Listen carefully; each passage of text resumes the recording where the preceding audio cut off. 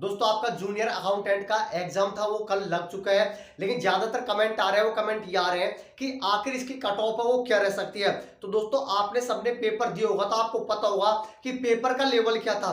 Paper के level के हिसाब से दोस्तों आज मैं आपको बताने वाला हूं कि आखिर इसकी कट ऑफ है वो क्या रह सकती है। मेल हो या फीमेल हो, टीएसपी से हो, नॉन टीएसपी से हो, सभी की कट ऑफ आपको आज मिलने वाली है। इसके अलावा दोस्तों जो हमने पोल करवाया था कम्युनिटी में और उसके आंकड़े भी मैं आपके सामने रखने वाला हूं कि ज्यादातर बच्चों का स्कोर है वो क्या निकल के आ रहा है। तो सब कुछ देखने के लिए दोस्तों वीडियो को पूरी जरूर देखना और चैनल पे पहली बार हो तो सब्सक्राइब करके वीडियो को एक लाइक जरूर कर देना। तो दोस्तों पहले मैं आपको बता देता हूं कि पेपर का लेवल क्या था। बहुत आपसे बोल रहे होंगे कि इसकी कट ऑफ बहुत ज्यादा जाने वाली है, लेकिन दोस्तों मैं आपको बता दूं पेपर का लेवल थोड़ा सा कठिन था, थोड़ा सा हार्ड था।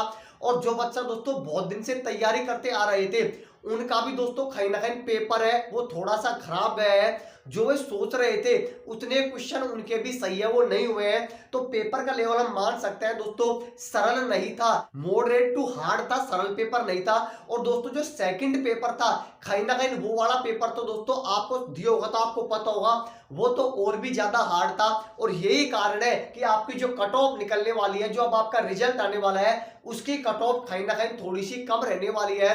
क्यों? क्योंकि पेपर का लेवल हम सोच रहे थे कि पेपर का लेवल थोड़ा सा मीडियम आएगा, लेकिन पेपर का लेवल दोस्तों सोच रहे थे कहीं ना कहीं उससे थोड़ा सा कठिन था, उससे कहीं ना कहीं थोड़ा सा हार्ड था।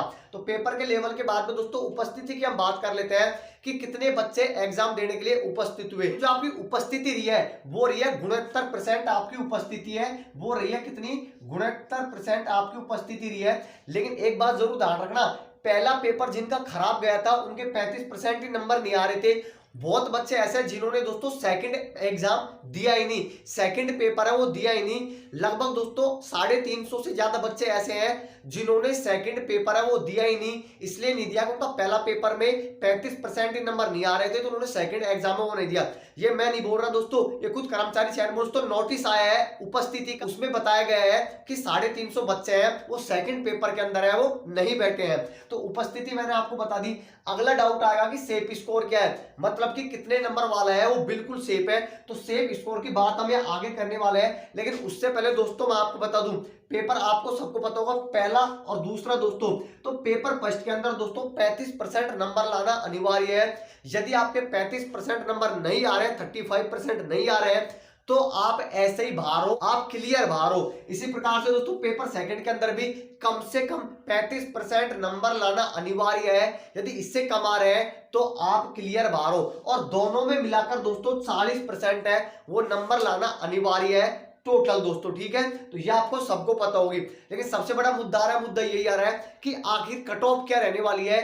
आखिर जो आपने पोल करवाया था उसमें ज्यादातर बच्चों का स्कोर क्या है, तो वो दोस्तों मैं आपको कैटेगरी वाइज बता देता हूं, टीएसपी, नॉन टीएसपी, मेल और फीमेल का, कि आखिर सेफ स्कोर क्या है, कितने नंबर वाला बच्चा है वो यहाँ पर सिलेक्शन है वो ले सकता है। तो सीधे चलते हैं दोस्तों सेफ स्कोर की तरफ। पहले मैं आपको बता रहा हूं मेल कैटेगरी का, नॉन टीएसपी का, उसके बाद में टीएसपी की और फीमेल की भी आगे बात करने वाला है। तो मेल कैटेगरी में दोस्तों मैं आपको बता दूं जनरल में 50 से 55% यदि आपके नंबर बढ़ रहे हैं दोस्तों तो आप इजिली यहां पर सिलेक्शन लेके जाने वाले हो। क्या इतनी कम कट ऑफ रहेगी? बिल्कुल दोस्तों, पेपर का लेवल थोड़ा सा कठिन था, यही कारण है कि आपकी जो कट ऑफ है वो थोड़ी सी कम रहने वाली है।